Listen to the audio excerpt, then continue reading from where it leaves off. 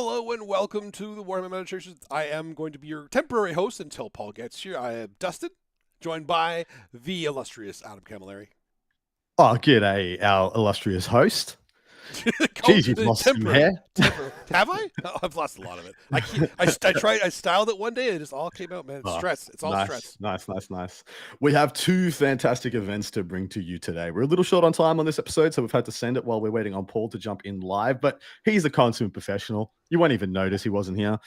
We have the Sheffield Super Major and the Toronto Team Open, which Dustin's going to be able to give us some insight into. I'm excited. Now, no event shout outs, but we are fresh back from Adepticon and all those things. So forgive us if we're a little bit rusty, and we haven't been doing those part twos. But if you would like to support us in any way, shape, or form, please like, share, subscribe, all this good stuff. And you can come get a part two of the show over on Patreon at our second tier at Warhammer Meta Chasers. And we will be back to doing those consistently now that we're back from Adepticon. Dusty boy, how you doing? You excited about your event? Because you're playing this weekend. I am playing this weekend. I am so excited. I love team events, and I love that more local ones are coming up, and I love that Paul has just entered the chat. I'll get him in here. 1 second. Nobody can hear you yet, Paul, so don't say anything yet. But it's okay. I'll start us off with the intro to the Sheffield Super Major from Sheffield, England. 212 players, 7 rounds, and what we will be seeing there is 1 Imperial Agent, 3 Adeptus Sororitas, 16 Custodes, 3 Cult Mechanicus or Adeptus Mechanicus, 14 Astra Militarum, 4 Grey Knights, and 12 Imperial Knights. Very high Imperial Knights numbers.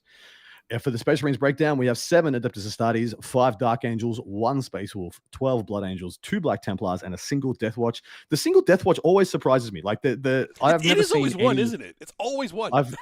But I've never seen an army that won like LVO not get like an uptick, and I've said that on previous shows as well, but it still surprises me. We're gonna keep saying it because it's still surprising. It's still surprising.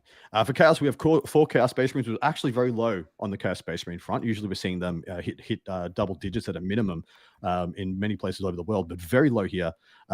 4,000 Suns, 9 Death Guard. Yep, it's Europe. 11 World Eaters, 14 Demons, the vast majority of which are Shadow Legion. 11 Chaos Knights. So between 11 Chaos Knights and 12 Imperial Knights, that is a hell of a lot of Knights. That is a lot of big armored walkers, stompy boys.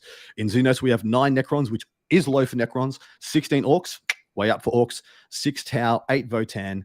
In the Hive Mind, you'll be happy to hear 16 Tyranids, 5 Gene Silicolts. Yes. But Eldari is 16 Eldari and a big old donut for Drakari. Absolutely no Drakari players in 212. That's crazy, actually. What is crazier is that faction podium, Dustin. Tell us about it, because this is probably the best faction podium we have seen this year and may hold the test of time. It is definitely the one this year. I think we had 13 once. I think the 13 is the record right now. But right now we're looking at, as number 1, we have a 4-way tie with Tyranids, Eldari, Orcs, and Custodes. And then Astra Military Demons behind that in 14. Yep. Go ahead. You were going to say something about the top one? Having 4 in pole position is unheard of. Oh yeah, that's the one. That's the one that's really impressive. That's usually it's one or two in first place, and usually we have huge multitudes, like sometimes 4, 5 in like second and third place, 4th and 5th place, whatever. But to have 4 in first place is legitimately possibly a first. That's amazing. I think that is a first, actually. That's amazing. I love that, and especially an event this big too. Yeah, when it's smaller, it's easier to get those like ties up there. But when an event this big, have 4 on the top, that's crazy. And then we also have Imperial Knights and Blood Angels in third, tied with 12 each. World Eaters and Chaos Knights right behind them with 11. Necrons and Death Guard then with 9. And then that's 12. Perfect faction, guys. That's holy moly. Yeah, this is up there for utter perfection. It is 100% the current front runner for this year. But I'm pretty sure 13 is the record. I think 13 is the record. Paul, you'll be happy to hear, but for the first time in probably the last 12 months, Vanilla Adeptus Astartes is not number 1 in representation in Space Marines. Blood Angels has overtaken them, and by significant numbers. There's 5 more Blood Angels than Adeptus Astartes. Finally. Yeah. Balance has been maintained, has been brought back to the Force. No more bloodless angels. Well, that's surprising, right? The true faction. Yeah. Any ideas why it might be? Why we're seeing the swing back to the Blood Angels? Fast moving can go out and root out the Eldari. I think the Eldari are a threat, and Orcs are a threat, and Chainswords do really well against both those factions. They do. That's true. You are correct. Actually, you know what? I'm That's a really good point. The Blood Angel MSU can actually have a game into Daka Daka, or more Daka. Correct. And that is what people are working on. People are working on this groupthink assumption that Blood Angels might be the best counter in the meta for Orcs. And they're also, like Paul said, extremely strong into Eldari. So they fight the top of the meta extremely well. And that's simply for the fact of the case that like 3 Outriders needs a whole unit of tank busters as a guarantee death. But you have 3 units of Outriders, for example. 5 jump pack intercessors requires a whole unit of looters and possibly a shock attack gun if they're in cover to remove, or a bunch of CP. And you have 3 of those. And then you have how weird to talk about Outriders. Outriders have existed now for what, 7 years? 6 years? It's been at least 6-7 years, yeah. Yep. And are now just like getting a bit of a renaissance. They were good for a time in White Scars when they can get the +1 damage towards the end of the game in previous editions. But yeah, now they're really starting to get a lift again. And in addition to that, there's a lot of Blade Guard in those lists and a lot of Jump Pack Death Company in those lists, Paul. 3x5 JPIs, 3x5 Jump Pack Death Company could literally just sending missiles out, and each one of them takes a quality activation to believe you're going to kill. And considering they're most likely all be in cover, and you can only plus the AP on I think 2 activations can get plus AP, and most likely you want to double those up especially on looters, so they're like AP2 ignores cover. And I'm treating ignores cover as an extra AP ability. You really, really are at the whims of the, oh my god, I rolled below average 6s this game and Blood Angels ran me over. No, that makes sense. And yes, KR, Mordaka is legal in this event. It is. Yeah. It is absolutely legal in this event. To that end, should we talk about that for a bit? Yes, yeah, for sure. By all means. I talk about it on every show I'm on. I'm ready. Let's go. No. I do believe that it's up to the tournament organizers to assess what risk they want to take. And there are some folks that feel like they're taking a stance, and this has come up a couple different times. And although, like, this Adepticon this past weekend, I'm pointing behind me like it was just last weekend because it is. It was. It feels like it was. Like, hey, you are on video. We can see you pointing. It's okay. More recent than that is what it feels like, or whatever. And that detachment, while powerful, got cracked. And it wasn't by luck. It wasn't like just die rolls that cracked them. It was some good generalship that cracked it. Yeah. Legitimately, there was 3 that made the top 8, and none of them made it out of the top 8. So 3 of the top 8 were Daka, but then they all lost in the quarterfinals going into the semis. So it's a huge deal that happened. In saying that, I have done detachment breakdowns. I haven't pulled out any lists. I've done detachment breakdowns for all 4 of those top placing factions. So 16 players each. The first of which is Eldari. So the Eldari detachment breakdown is, and I've given funny titles because I had an extra slot there. This is now, you'll see in the yellow there, what I'll now be referring to the devoted of your Yiniad as, devoted of your nerds. This is 8 devoted of your nerds of the 16, 2 aspect hosts, 1 seer council, 1 spirit conclave, 1 war host, 1 wind rider host, and 1 ghost of the webway. Wow. So despite that being very stratified into the fact that it is half devoted of your nerd, there is still a lot of representation for other detachments, which I think is awesome and shows the depth and the fact that Eldari players just kind of want to play with a bunch of different stuff at times, which I like a lot. That the internal balance of that detachment, the detachments in that book are so good. Yeah, like Ynnari is percentile better. Yeah, is probably percentile better than most, and aspect host is percentile better than most. But then, like, that percent is not huge. It's like 5 to 10% better. And then the rest of these are all just really strong, really playable detachments. Yeah, they're actually there's played all of them, and in singles, that's a good place to try it out, because I feel like any one of those can make a team for sure, like in a team event, because they can be skewed certain ways, especially Ghost of the Web. Yeah, absolutely. I'm actually waiting for someone to crush an event with Ghost of the Webway because I think it has a lot of potential, but it is like Ynnari, it's a very high skill ceiling army. Like you got to be proficient. You got to be absolutely proficient. Next up, we have the Orcs detachment breakdown, and it will surprise no one that 9 of the 16 are Mordaka. But it will surprise a lot of people that 7 of the 16 are not Mordaka. Not Mordaka. That's exactly right. That is more the surprise. And that could be model stuff. That could be people just don't have 3 units of tank busters. Of the new tank busters, they're relatively new. They might not have 30 looters hanging around. They might not have 15 flash kits or whatever, how many flash kits you take, or 3 shock attack guns. It might just be a little bit of hobby lag for some people, or some people unwilling to play, not feeling like it's a very awkward way to play the game. Or they don't have Zogrod, whatever his name is, and or the Gretchen, and they won't be put in the jail, stuff like that. But we have 9 Mordaka out of 16, 3 Warhorde, 2 Tactical Brigade, 1 Bully Boy, and 1 Dread Mob to make up that 16 pack. And yes, please GW, less Daka ? Is the title of this breakdown. Anything there surprise you, boys? It actually surprised me that there was more Warhorde than Tactical. I assumed Tactical would be the second most taken, but it wasn't the case. I feel like after Tactical got their hit and more Mordaka came out, that doesn't surprise me too much, because I do feel like Warhorde kind of... Actually, you know what does surprise me? I'm surprised to not see any more of the Dread Mob. I actually like the Dread Mob. The one thing I will say, Mordaka smashes Tactical Brigade in every way, because none of their buffs work, because there's no monsters, there's no vehicles, there's no nothing. Oh, cool. You used your buffs to kill the truck. Cool. You were going to kill the truck anyway. Doesn't really matter. But Warhorde actually has a game into Daka. Yeah.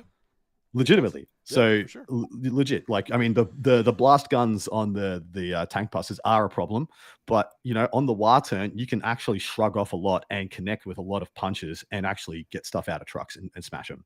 So I think Warhorde might be the Orc detachment has the best play into Mordaka. I still don't think it's a favorable matchup. I'm not here telling you it's a silver bullet or anything, but if you were playing in Orcs to beat Orcs, I think Warhorde's probably the way to go.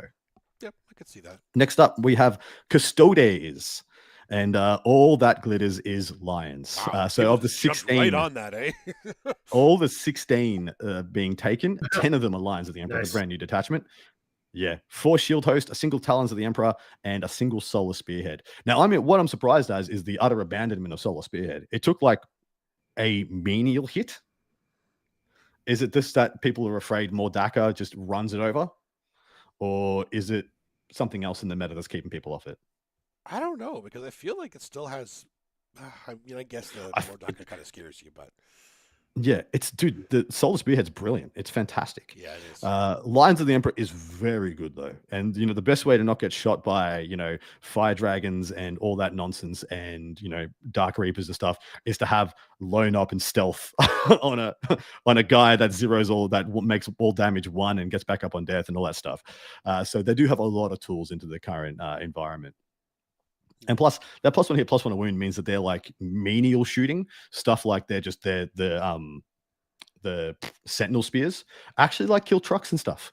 Like actually kill trucks. Oh yeah, easily. Yeah, not easily. Yeah, pretty. But yeah, reliably. Yeah, pretty consistently. And then the last one that we have is the Tyranids breakdown. And Dustin, take it away. 10 Invasion Fleet, 4 Crusher Stampede, and 2 Vanguard Onslaught. That doesn't surprise me too much, aside from the fact that why is nobody playing Synaptic anymore? I think Synaptic still has a lot of play. I get Crusher, though. Crusher is... Well, actually, see, I don't get Crusher. You don't get Crusher? Into the metagame, I don't get Crusher. This is like the 10th time we've seen it, though. It is, and it's usually one of the more represented ones. I feel like because people like big bugs. Like if for no other reason, people like big bugs. There is just a cohort of Tyranid players who just want to play the big Ripley's, right? I completely Old One Eye is awesome. Old One Eye is awesome. He is. He's also awesome in Invasion Fleet too. I mean, yeah. I mean, the Norns, right? The Norns is the big thing we're starting to see pop up in a lot of Tyranid lists. The single or double Norns. I just so my only fear about Crusher is that Fire Dragons, Dark Reapers, and all of Mordaka make a field day out of your big Gribblies. They do have still Wuji on 5s though. Yeah, with 4 rerolls and stuff like that. I mean, the Dark Reapers, you are correct. The Dark Reapers are pretty hit and miss, but they're good as a finisher if you just need to do those last 3 to 6 wounds. Fire Dragons is the big problem. Fire Dragon. It's so bad losing a Tyrannofex to Fire Dragon. Just like... But I mean, even in Crusher, you can still have like a bunch of gargoyles in there. I cannot make a Tyranid list without 30 gargoyles. I can't make a GSC list without 30 gargoyles most of the time now. Like I just need my 30 gargoyles. They're so good at the game. Crutch goyles, more like crutch goyles. I will gladly call them crutch goyles. They are my crutch goyles for sure. See, what's interesting to me is that Vanguard, in my opinion, is the best counter to the top of the meta. Yep. But it gets squished out by like base Astartes builds. just like run it over. But all that loan up, all that jank, and the right profiles and like the right amount of dice, like an orc amount of dice being thrown in combat, which are just like decent strength AP1, like from Von Ryan's Lictors and Gene Steels and stuff like that, is actually perfect for into orcs and Eldari. But the fact is, you're less likely to play those because you might not make it past the mid tables because you get sandwiched by someone who just takes a Storm Raven. That's where the key comes in, though, because I do feel very strongly that Vanguard can be the best attachment, and you just need to kind of only build half of it as a Vanguard detachment. The rest of it, as more of an invasion fleet. So you only need half of the Vanguard. You need some of the tricks, you need some of the melee, but then and the loan ups. And the loan ups. You need the loan. Yeah. The loan ups are just 6-inch loan up is. Hell of a drug. Hell of a drug. It's a hell of a drug. Especially when you have like reactive moves. Like, yep, come on, get closer. Nope. See you later. Well, that brings us to the end of the analysis of the Sheffield Super Major, boys. Time to pick some winners. And this is the first of a brand new month, which means our part 2 next week will cover all of the scores from last month as well and be anointing a winner. But Paul, you're joining us late. You want to pick first? Eldari. Yeah. You punk. You didn't even pick Blood Angels. 12 Blood Angels, and they're beating regular Astartes, and you're not taking Blood Angels. 16 Eldari. We just pumped them up so hard as well. Dustin, what would you like? I kind of have to, don't I? You have to do Nids. I have to do Nids, even though Paul didn't do his. I'm going to do mine, Tyranids. I'm waiting for one of y'all to take them. Go for it. Okay. It's my gift to you this week. How kind of you. Generous. How kind of you. Benevolent. I think you're coming through your desktop mic there. I'm trying to fix it. Okay. I'm not. As you can see, this is not my normal setup. Yes. He's trying to fix it for everybody listening. Yeah, off the back of Adepticon, Paul is in New York. So no rest at all. I picked Orcs, by the way, because you guys left it on the table. Somehow. All right. Next up, what do we got? Next up is the Toronto team tournament. Hey, Paul, you ready for this? Oh no, go for it. It is in Toronto, Ontario, Canada, which is a place that's pretty close to me, pretty close to home. I am super excited for this. I am bringing a team. We are going to be playing in this. It is 96 players and 12 teams of 8. It is a team event. So it is 8-man. Max size teams. The full shebang. The full shebang. So anything that is over 6 or more is what the Canadians, or more specifically the Ontario and Quebec, some of the right side. The right side of Canada. The right side of Canada. That's what the right side of Canada thinks is the best. All right. So, in the Imperial Super Faction, there are 1 Sisters of Battle, 5 Custodes, 2 Admech, 7 Astra Militarum. No real surprise, I don't think. 3 Grey Knights and 4 Imperial Knights. Space Marines. There's 8 Adeptus Astartes. I went and checked. They are all playing from So there's I think 6 of the number, or 5 or 6 of the number, are Ultramarines, and then there's like an Imperial Fist and a Raven Guard, and there's rest are Ultras. That's exactly it.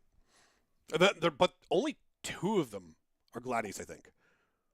Yeah, there's a lot of Stormlands. There's a lot of Stormlands. Yeah, a lot of Stormlands going down. And a Vanguard. Yeah, it's a good little mix. I like it. Chaos. There's 5 Chaos Space Marines, 1 T-Sun, 5 Death Guard, 3 World Leaders, 7 Demons, 4 Chaos Knights.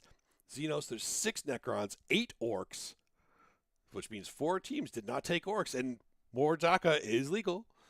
2 Tau and 5 Votan. Hive Mind, there's 2 Tyranids and 7 Genies to their cult. Welcome to my country, boys. Dari, there's 1 Drakari, and you know who that is. I don't even know who that is. And 6 Eldari, meaning the faction podium is Astartes and Orcs topping it off with 8. No real surprise. But GSC, Demons and Astra Militarum tied in second with 7, and then Eldari and Necrons in third with 6. Still a very good faction breakdown. 7 armies making our top 3. So good spread there, and no real surprises outside GSC, but that is a geographical nuance and the influence of you in the Underhive, Bruin, spreading your gene seed. No, it's not the gene seed. I've made that mistake too, because it sounds like it should be mine, but it's not. It should be, right? It's gene stealer, gene seed. But you're infecting. You're plague. I'm infecting everybody. Yeah. I've done 2 team breakdowns. Oh, sorry. Is there anything that jumps out to you boys about this army breakdown? Of course, I already went into the Adeptus Astartes numbers, and that is very surprising to me. That Adeptus Astartes. I mean, logically, with knowing the influence of Dustin and Sky's going to be there, take Deathwatch. Jesus, just to smash that mirror. Smash it. Really Like, do it. You know, that's my hearty encouragement to people. You know, don't let Dustin win. Don't let Dustin have it all his way. I've had a couple tournaments that I've gone to that there's like one Deathwatch player like, oh, please don't let me play that. Please don't make me play that. I don't want to play that. That's scary. Yeah. That is very scary. A little bit lower on the Tau numbers, but good, healthy Votan numbers. And then the Chaos super faction is actually a little wonky, like very mediocre again on the Chaos Space Marines, but 5 is still a decent number, same as the Death Guard. Very low on the T-Suns, which is kind of on brand for the last like 3 months. World Eaters a little low as well, but good Demons and decent numbers at Chaos Knights. And the other one that jumps out to me is where are all the Sisters of Battle players in this world? They have plenty of reason to come back to the faction, but it seems like they've all moved on to other stuff. It's crazy. Can't be tempted back. One of the best players, one of the best like Sisters players in Canada, if not the best Sister player in Canada, is playing Votan. Yeah, right. What? I saw you. Ask him. You poke him in the chest and be like, "What does GW have to do to get you back?" Okay, that's a good idea. I will do that. I will go. We the people want to know. I've got 2 team breakdowns here. The first is the Air team, which I got to say is stacked beyond all reason. It's the A team. It's a play on words. Come on, Adam. Yeah, stuff them. Bunch of nobodies, as you can hear. Bunch of nobodies. Inez, nobody Wilson. Jack, nobody Harpster. They're on this team. Scary, nobody Martinez. Yeah, never heard of them. The Goon Squad, as we're calling it locally. Yeah, but this thing is stacked beyond reason, like with international, like superstar WTC level players. This starts off with a Death Guard Plague Company. I've just done the faction, the detachment, and then my impression of what kind of list it is, like what kind of archetype it is. Either what I think is their function in the team or what skew they are to give people an impression of what's being brought. So Death Guard Plague Company, tank spam. Like 5 Predators, 3 PBCs, 3 bloat drones. So all the hulls. A Eldari, Devoted of Unerd, which is just the MS value pile that you expect from Yunari. Genesteal Cult's Host of Ascension, which is a horde. I think it's got in 100 plus neophytes, then a bunch of 5-man acolyte units. 110, yeah. World Eaters Berserker Warband. It's a pressure list. It's exactly what you think it is. It's like 5 or 6 units of 8-bound Angron, all the bells and whistles. Got an Astartes Ultramarines Gladius, which is just a DACA build. It's built to just savage people from range. You can expect it's a well-rounded list. Drakari Sky Splinter, lol, it's Scary. He's got 2 Void Raven Bombers. Enough said. And then Leagues of Votan, which is an Oathbound. It's an all-rounder. They literally said at the top of their list, they stole it from the Germans. It's the German list with the 2 units of Hearthguard in the 3 Sagittars with the 2 Hecatons and then 2x6 Blacks kind of make up the core of that one. And then a Chaos Demons Shadow Legion, which is just the janky jank that you expect. I think it's got 2 units of a Cursed Cultist, some Havocs, and then the other pieces like the 3 units of 5 Fleshhounds, stuff like that. Bellacore.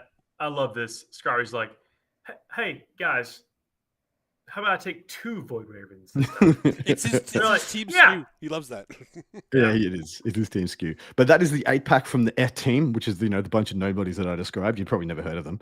And what do you guys think of the 8-pack? So no guard is the only jump out here of the top meta list that I think that are skewed. There's also no Necrons as well, which a lot of people are talking about Awakened Dynasty being the core defender for a lot of 8-man pairings, being just a superb go up first or second with their 20 Necron Warriors 40 Necron Warriors or 20 Necron Warriors in a unit of Wraith and just be the unkillable primary list of your nightmares. What do we think about this 8-pack, gents? Well, I think the Votan takes the place of the guard in this. Yeah, exactly. Yeah, the Votan is the guard in this pack for sure. The Votan and the Death Guard actually are the 2 ones that are taking up that. Either the Hammer of the Emperor with just all the tanks, DACA, long range firepower in the Death Guard with some Jank and Mortarion and stuff like that involved. And then the Leagues of Votan is playing more that combined regiment style, where it has some decent shooting assets across a bunch of different offensive profiles. I actually really like that Votan list. I think it's superb. What the Germans have been cooking, it's starting to really catch fire. It is fantastic. Yeah. I see it as having 2 lists meant to get big wins, that being the Ultramarines Gladius, Berserker Warband are going to be paired very aggressively, I think, to get the big wins. We have the Plague Company, which the Death Guard is the one that I'm obviously seeing wants to be playing on the lighter tables with the longer angles. Apart from that, everything else is pretty table agnostic. I suppose the Astartes would like it as well, and I suppose the World Eaters would prefer a more dense table, probably the same as Yunari would prefer a more dense table. But Votan doesn't care. The Shadow Legion doesn't really care because you operate off Bellicors, you can't shoot me aura, so the table stakes don't matter as much. And then of course Sky is going to do what Sky does, going to put you in jail with beast packs and then fly bombers in and pick up your hopefully Space Marines is what he's there to pair into. Space Marines for sure. Yeah, he wants Space Marine-esque matchups. Sisters count, Chaos Space Marines count, a bunch of different stuff. Hell, even Tau counts, I believe, for the profiles he's wielding. He's actually very good into Tau as well. But yeah, that's that 8-pack, boys, and people are expecting this faction to this team to win because it's stacked to silly levels of nonsense. But there's a bunch of really good factions they're not taking, and I think that, to Paul's extent, shines on the diversity of the meta, and that there's so many takeable things. Yeah, for sure. And I guess the players and what they prefer in their playstyle does take a lot of factor in it too. Yeah, like every single one of these players is playing what they're comfortable with. Yeah, you're never taking Skari off Drakari, No. unless he really wants to, and he doesn't want to. We know this. The next one up is Blunt Force Trauma, which traditionally is a team that provides Team Canada with sometimes half the WTC team. So there's usually a bunch of the WTC team guys will be from this squad. So first up, we have the Necrons Awakened Dynasty list that I was talking about, which is a horde. It's got 2x20 Necron warriors. We've got an Orcs Mordaka. It's Mordaka. I'm surprised though. The previous, the Air team didn't take Orcs either. Nope. Yeah, no Orcs, no Guard, no Necrons. Yeah, wow. Grey Knights Teleport Strike Force, which is just the janky up and downy run away with mist stuff like that. We have Astartes Ultramarine Stormlance. It's taking a Storm Raven build. We have another Leagues of Votann Oathbound, which is very similar to the other one, but I think it has a much lighter on the Sagittars, and I believe it has the 3rd Hecaton. I've got Astra Militarum Combined Arms, another nice all-rounder. Only one Rogal Dawn, but I think it's got 3 Lehman Russes, and then the rest of it. A Custodius Solar Spearhead, which of course built to smash, and then another Eldari Devoted of Your Nerd MSU value, and that's the 8-pack by Blunt Force Trauma. And they've taken all the major food groups. They've got the Orcs, they've got the Astartes, they've got the Astra Militarum, they've got the Eldari. So they've got like the top 4 builds and taken in their kind of competitive functions. I think you could skew the Astra Militarum a little harder into one way or another, like taking more boys, taking more toys. But they've gone right down the middle with that list. Mm-hmm. For sure. They always know what they're doing with their team comp. The players know their lists. They know their armies. Francois likes to jump around to like the really strong stuff right now. He's been playing Space Marines a lot, but because Mordaka's allowed. Yep. Here he comes. They've got this three pack of high durability SKUs, just inherently in the builds. That being the Votann, the Astra Militarum, and the Custodes. The Custodes are kind of playing like your spicy knights. They're playing like knights, adjacent. Yeah. Then the Astra Militarum, of course, it's got like I think 8+ high toughness hulls, and then of course the Leagues of Votann, if I remember correctly, has the triple hecatons. So they're playing 3 of their lists as just very high durability SKUs, which I like a lot. I think that's kind of a cute way to go with it. A combined Omdra and the Astra Militarum means that you don't necessarily have to have one table or another. You can play wherever you go and you're still effective. Yeah, whereas like Hammer of the Emperor, as a lot of people like taking, needs a bit more table protection, right? Because you're wielding like 2 to 3+ Dawns, and there's just some WTC tables they just struggle on for lines of sight. Yeah, but the fun fact with the Hammer, I think a lot of players aren't skewing hard enough into the damage part of it. They're just using the ability to go through walls and some of the strats they can do, like fall back and shoot, is incredible for guard. That's something they've always missed. I think combined arms is actually more of the damage list. I actually agree, because there isn't actually any damage increasing buffs in Hammer of the Emperor. It's all logistical improvements. Exactly. It's all things to make your play easier with big models. Whereas your Hammer of the Emperor has kind of got a bit of everything. Yeah, it's got a bit of extra movement and logistic ability, a bit of extra damage, a bit of extra jank. So yeah, I'm not surprised to see people going back to it. But gentlemen, that is the end of the Toronto Open. It's time to pick some winners. And then making Dustin go last, because of course this is Dustin's event and he is playing. And if he doesn't pick GSC, I'm going to be absolutely ashamed of him. If you guys pick GSC, you can have it, but otherwise I'm picking GSC. All right, I'll put GSC in. Good man. Back in yourself. Paul, what would you like? Go with Orcs this time. Yeah, that's a good call. Very good call. Oh, I'm just going to have a look at the Air team, and I'm going to pick somebody. Oh, you're picking G's to the Colts because Inez is playing GSC as well, aren't you? You're backing yourself and you're picking Inez. I got it maxed up. You sharked us. You absolutely sharked us. Well done, sir. I'm picking Eldari. That's fair. Yeah, I know 2 superstar Eldari players. Yep. But that is the end of the events that we're going to be covering. That's that. Yeah. No. Well, now we do something silly sometimes.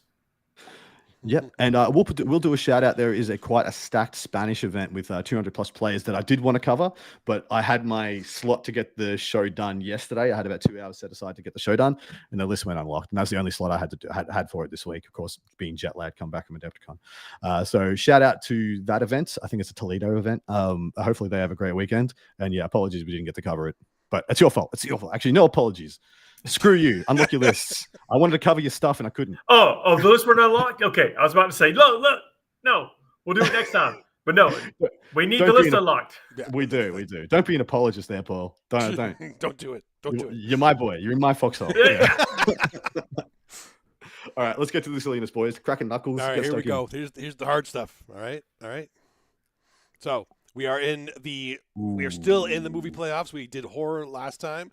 We got the winner of that one, which I believe was The Shining, wasn't it? The Shining goes on to the championship. The Shining. So now, Lost Boys. I want to give a shout out to the Lost Boys. Would it have beaten The Shining though? It wouldn't have, but it would have gone pretty deep. We got pretty deep. My vote. Really? Against The Shining? Really? Wow. Saxophones, vampires. Look, it's debatably the best horror movie of the 80s because it had all the 80s. It's quintessential 80s in every way. The hair, the attitudes, the everything. But it's not being The Shining, brother. Okay. Well, this week it's comedy. It's time for comedy. Now there was 18 of them we had to go through, so I actually segregated 2 outside of it because they're the same actor, same genre. Like I did the 2 Monty Python ones and I did the 2 Will Ferrell ones. We have to get out of the way first, and then the real tree starts. So to start it off, we have to do Talladega Nights versus Anchorman. Oh, Jesus Christ. All right, so. Talladega Nights. Talladega Nights. Oh, I was going to go Anchorman. I'm going Anchorman. Damn it, I was hoping you guys had decided it without me having to do it. No, you got to be fast, otherwise yours is going to be on your head. They mentioned Highlander is the best movie of all time and Talladega Nights. There's a scene where, these colors don't run and he bends, he's pushing them down and it's like, it's the American flag colors and then he pushes them down in the configuration of the French flag colors. So there's all these subtle. So I'm simply going off which one I quote more. Okay. And it's Anchorman. Yeah, that's it. Because I think as films. Okay, well then, is that the way you're going? We're going Talladega Nights. Okay, I'm going to say this because my wife and I do this a lot. We watch both those movies quite often. When we look at both Talladega Nights and Anchorman, like which one of these do you want to watch? I'm pretty sure I point at Talladega Nights most of the time. And that's that. I've been outvoted. It is what it is. All right, so Talladega Nights 2-1. And Highlander is the best movie of all time. It won an Oscar. It's the greatest movie ever made. All right. Go ahead. You go. It's irrelevant. Oh, okay. What's next? So the next one is we need to get Monty Python out of the way. So Search for the Holy Grail versus Life of Brian. Holy Grail for me. Yeah, I think it's Holy Grail for me too, yeah. Holy Grail. I almost didn't put this in because I figured it was going to be Holy Grail, but I wanted to make sure. Yeah. No, it's confirmed. Okay. Confirmed. All right, now we can get into the actual round 1. So, I actually can use the Vega for the first one. Man, that was just the preamble? That was the preamble, yeah. I needed to get those out. So Spaceballs versus Dr. Strangelove. Spaceballs. Doesn't matter now, does it? No, Spaceballs. You can make a case. No, you can make a case. You can get us to change our vote. Come on, Adam. Don't give up that quick. I can't go against Spaceballs. I can't go against Spaceballs anyway. I don't have a compelling argument to go against Spaceballs. This is Spaceballs, the segment. Look. The fourth wall breaks on Spaceballs are just some of the. They are, yeah. They're some of the best done in all of filmmaking. Yeah. All right. Dr. Strangelove is like formative in the comedy genre. Mm-hmm. Like, you guys, you did it to 100% me. agree. Spaceballs. Damn it. All right. Spaceballs 3-0's Dr. Strangelove. I don't think Dr. Strangelove deserved that, but here we are. It did not deserve that. That's the way the brackets work Well, sometimes. we have to take in our age as well into this, yeah. so people at home know that I watched Spaceballs a lot earlier than I watched Dr. Strangelove. Yeah. Because it was a more poignant to my Yep. my generation thing, and so it's probably more impactful in my psyche. Yep. But the giant, never mind. It's so good. Spaceballs is fantastic. It's great. The Schwartz. All right, next up. Naked Gun 2.5 technically versus Team America. Team America. Yeah. I'm going Team America. It's Naked Gun for me. God damn it, you two. Yeah. Team America is freaking amazing. They did it all with puppets and the vomiting scene. It gets me every time. You're not funny. I think we figured this out, eh? I don't know if this was an April Fool's joke or something, but I just saw before the show that they are doing a Naked Gun with Liam Neeson as Drebin's son. And wow. I am so for it. I am so excited. I'm here for it. If it's legit, oh my God, I'm so excited. Dude, I mean, we've gone the satirical comedy route. Has never been the same since they stopped making those. Like Hot Shots, I believe, was the last time I saw that satirical comedy done well. Yep. Maybe the first Scary Movie, and then they were just a train wreck of nonsense that I haven't engaged with. But that was like we're like we're in a good like 15-20 year drought on good satirical comedy. It needs to happen. Go check out the trailer. I don't know if it was actually funny, but I was just too excited when I saw the trailer. It looked good. I'm excited. All right, next up. Zoolander versus Ghostbusters. What is going on? What is going on? We're asking the hard questions here. This is rough. Because I was expecting to be voting for Zoolander pretty deep into this. But no, I am voting for Ghostbusters. Yeah. It's freaking Ghostbusters. Can it really beat Ghostbusters? It should have gone deep, but... All right, look, I'll give the mercy vote to Zoolander for this. So it's killing me because Ghostbusters is clear. Okay, so 2-1 Ghostbusters. That's a kind of a Ghostbusters was a lot more than. I mean, Ghostbusters spawned a brand. Yeah. That has cartoons, multiple video games. It's a genre-spanning show. Whereas Zoolander, like the second one, sucked, and that's as good as that. That's as deep as Zoolander's legacy has gone, unfortunately. Yeah. Despite the walk-off, despite Blue Steel, despite all the funny stuff like Derelict, it's just got it has no legacy that holds a candle to Ghostbusters. The Ghostbusters cartoon was freaking awesome. It was. Just put it out. I love the Halloween stuff, the Sam Haines stuff, the just great. cartoon. Yeah. All right. Next up, Goonies versus Undercover Blues. I'm already going to call it. I will gladly call it. Unless you guys like stop me, Goonies is getting in the final. Freaking Goonies. I can quote that movie verbatim from start to finish in everyone's voice. Well, that is one of the most comedy and number of laughs per like scene. Really? You're going really? How dare you, Paul? Really? But as a body of work, Goonies wins hands down. Absolutely it does. Are we 3-0ing with Goonies? Yeah. Okay. Good man. Okay. Robin Hood Men in Tights versus Groundhog Day. It's only going to get harder, man. It's only going to get harder. No, we saw this last time. Oh, that's true. The first round was the hardest. That's true. And then it kind of got easy. Jeez, I love both of these so deeply. Men in Tights. Oh. Tim? Men in Tights. Yeah. When the goldfish, eaten by the goldfish. Oh. Yeah, I have to go Men in Tights. I have to. The castle getting repoed, just getting towed away. Yeah, it's too funny. I can't. Yeah. And Groundhog Day got too serious towards the end. They had They tried to put meaning into it. Yeah. They tried to make me think. Yeah. How dare they? And make me feel. Even though the movie is freaking superb. Did y'all see Bill Murray on Hot Ones? No. Yeah, he's on Hot Ones, and he talks about his experience on Groundhog Day. It is funny. But Men in Tights still wins. Are you changing your vote now, Adam? No. No, I put in the 3-0s. It's over. It's over. It's over. Groundhog Day's out. Oh, Jesus. All right. That one hurt me. That one hurt me. This one might not be much better. Beetlejuice versus Airplane.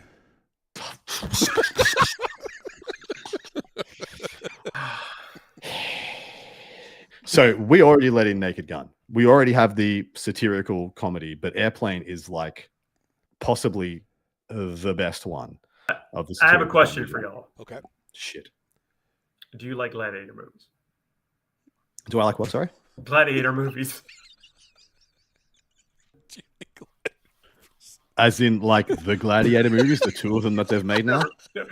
Beetlejuice wins. Beetlejuice wins. Yeah, I believe Beetlejuice wins. Yeah, that's a 3-0. The practical effects, the story, like the fact that they like the world building behind it, the score, the cast is like perfection from top to bottom. Yeah, what's the name of the mum? Delia. She's a flake. Yeah. I have every car that I own. Her name is Delia. Oh. Every car that I've ever owned, her name has been Delia because of the mum of Beetlejuice. I can't believe Airplane gets 3-0. I can't believe it either. That's not okay. Chat does not agree 100%. Yeah, okay. But they know we're going. They know we're being put through the ringer here. This is a meat grinder. This is not easy. This is no. All right, the Caddyshack now versus the Will Ferrell winner, which was Talladega Nights. So Caddyshack versus Will Ferrell. Caddyshack versus Talladega Nights. I'm going Caddyshack. Yeah, you don't have Talladega Nights without Caddyshack. Without Caddyshack. Yeah. And Caddyshack is perfect. It has the story. It has the silliness. It has the victory against the bourgeoisie at the end as well. It has what's his face? Who's the funny guy? Hey, I've put it back in. It's not done yet. What's his name? Rodney Dangerfield? Dangerfield, exactly. It's got Dangerfield in it. Everything that guy touches is gold. Yeah. Well, Chad is hard into Caddyshack. Yeah, this is a 3-0. Caddyshack. Let's is go. 3-0. No. And then it had Bill Murray, and it had never mind. The last one of round one now is the Blues Brothers versus Search for the Holy Grail. Holy Grail. Blues Brothers. Oh, whoa. We're a tie. Woo. It's Holy Grail for me. It's not even a contest. Oh, really? Yeah. See, I quite like the Blues Brothers. I do too, but Holy Grail for me is Monty Python. It is. Oh, Holy Grail is. Yeah, that is another one that I quote. Yeah, make your case. If you think we can be swayed. Yeah, go ahead. Look, how many times do you repeat throughout the year that you're on a mission from God? But how many times do you say nee? I say nee all the time, baby. I say it's tis but a scratch. I throw holy hand grenades at least twice a week. Yeah. All right. In the bathroom or like? Do you want me to explain that further? Yeah. Yeah. So 2-1 for Holy Grail. 2-1 for Holy Grail. Feels bad though, man. Feels real bad. This whole thing has felt bad. That's what a competition. All of these feel bad. All right, and now we are into round 2. So, Caddyshack versus Spaceballs. Shit. Spaceballs. Yeah. Spaceballs. Really? Yeah. Wow. Look. Yeah. Spaceballs is so great because of the reference material that it parodied. The greatness of Spaceballs reflects the greatness of the first 3 Star Wars movies. Caddyshack kind of represents your teenage fight against authority, which, while no less impactful, is like, I don't know. They're not working with anywhere near as much. That's a 2-1 for Spaceballs. Then I'm going Caddyshack. I mean, wow. The Kenny Loggins song in Caddyshack, though, that's like, it's really how good. many points you giving it? Are you considering? I am correct, right? So Caddyshack had Chevy Chase and Bill Murray. Right? Yeah. Yep. Jeez, and Rodney Dangerfield. Oh man, it's got like the Mount Rushmore is like in that, but still, I'm going. Wow. Because also on that Mount Rushmore Dancing is Gopher. And Kenny Loggins at his practically on his almost zenith of power. And we're still going Spaceballs. Wow. Oh, yeah. 2-1. Wow. That one hurts too. Wow. All right. Naked Gun versus Ghostbusters.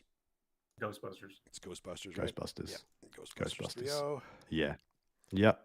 That one was easy. Oh. Really? Ooh. Search for the Holy Grail against Goonies. Monty Python? Yeah. Versus Goonies? Yep. This was supposed to get easier. I'm going have to do some Goonies. soul searching here. I'm What'd going you go, Paul?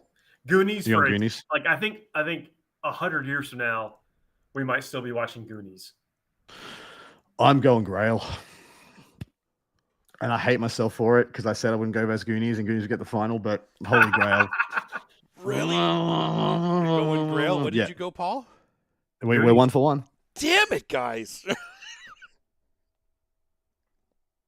Yep. I'm going Holy Grail for the sheer impact of on pop culture the Holy Grail's had. And Goonies has not had much less. But I'm more going with the vote of legacy than a single movie impact here. That's the only thing I'm on the Chat's line. torn too. They are. Goonies affected my life. This is What, not. no one watches This is not Goonies? helping, guys. They both affected my life. Do the truffle shuffle. There's one quote that you could say that would sway me instantly. It's a silly place. Ruth, baby. Those are all good ones. But it's hey Goonies you guys. never say die. It's hey you guys. I love Hey you Sloth. guys. I love Sloth. I'm going Goonies. No. I'm going Goonies. I'm not unhappy though. I'm fine. Yeah. I'm fine. Yeah. I couldn't lose it. I couldn't lose this round. Jeez, that was hard. That was hard. Robin Hood Men in Tights versus Beetlejuice. It's Beetlejuice. It's Beetlejuice, right? Beetlejuice. Yeah. Beetlejuice. The sheer strength of the cast. Yeah. The fact that it's just even if you don't look at it as a comedy, it's just a great film. You could study it as a kid in school for practical effects and cinematography and stuff like that. And I just don't know how they got that cast together. I know. Back then, you had to be like, "Is that Michael Keaton, the guy?" Yeah, correct. He Michael doesn't do Keaton. this. Yeah. Michael Keaton went from being a superhero to being a filthmonger creepster with born to do it. No, in reverse. I think that was reversed. Oh, reverse. Yeah. Either way. He reinvented himself as Batman after playing Beetlejuice. That's amazing. I thought it was the other way around. No, I think it was That's crazy. Okay. All right, semifinals. Spaceballs versus Ghostbusters. Ghostbusters. It's got to be Ghostbusters, right? Has to be. There's no way. It's a hard call. It's a hard call, man. It is Ghostbusters. It has to be Ghostbusters. It has But to like, where? Okay, chat. Are we wrong? Are we wrong, chat? Is it not Ghostbusters? Yeah, everybody's saying Ghostbusters. No, everybody's it's saying Ghostbusters. It's Ghostbusters. Yeah. Okay. So that's the last of the satirical comedies, by the way. Yeah. That's the last of the purely satirical comedies. So it made it to the semis, right? It made it to the semis. Yeah. So that's not bad. That's not bad. All right. That's and bad. then Goonies versus Beetlejuice. These are two of my favorite films of all time, by the way. These are the films that me and all four of my brothers would sit down and watch on repeat. Yeah. What would I watch again right now? Like if it was on right now, what would I watch? Either of them. Either of them. They're both on. Which one are you watching? I'd be very happy to watch either of them.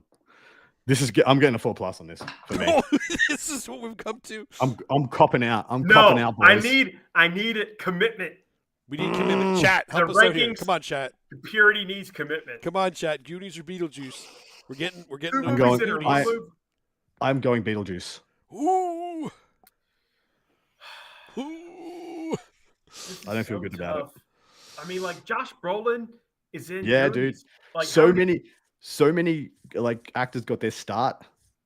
The story that who's the actor that plays Data?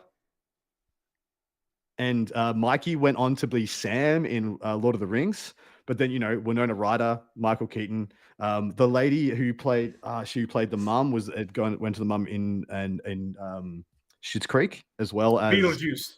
Home Alone. I'm going Beetlejuice. Really? Beetlejuice. I'm going Goonies. Yeah. Okay. What did chat say?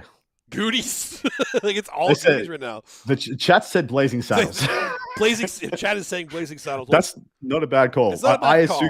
I assumed we had enough satirical comedies in there, but Blazing Saddles is I don't up there think for me. Blazing Saddles beats either of these though. Personally. No, absolutely not. No. Yeah. Great one. Absolutely great one. Beetlejuice progresses. And then what's Ghostbusters against? It'll be against one of these ones, whatever one says. Okay. Oh, we know. Beetlejuice won. Yeah. So, Ghostbusters against Beetlejuice. Ghostbusters. Beetlejuice. Damn it, guys. Okay, chat. No. I'm joking. It's Ghostbusters. It's Ghostbusters. Yeah. I think it's Ghostbusters. I do like It's the two Ghostbusters. horror comedies. That's funny. That's Exactly. funny, actually. Yeah. Exactly. Maybe it speaks to our tastes more than anything else, but Ghostbusters is a more complete film. It's an imperfect system, but it was our system, so it's fine. It was. Yeah, absolutely. Okay, so the winner of the comedy genre is Ghostbusters. I have to run. I love you all. Finish up the show. I'll see you next week. Bye-bye, Adam. All right. That's it for our show. Dustin, take us home. Taking us home. All right. Thanks, everybody, for tuning in for this week's show of the Meta Chasers. I hope you don't completely disagree with our assessment of these comedy genre. Well, let us know in the comments where you do disagree. We want to know. We want to know, yeah. Because there's a lot of things. Like, this was not easy, guys. Like, I don't think you understand how hard this actually is when you have to do it. When you have to be the one to say one of your favorite movies is not beating another one of them.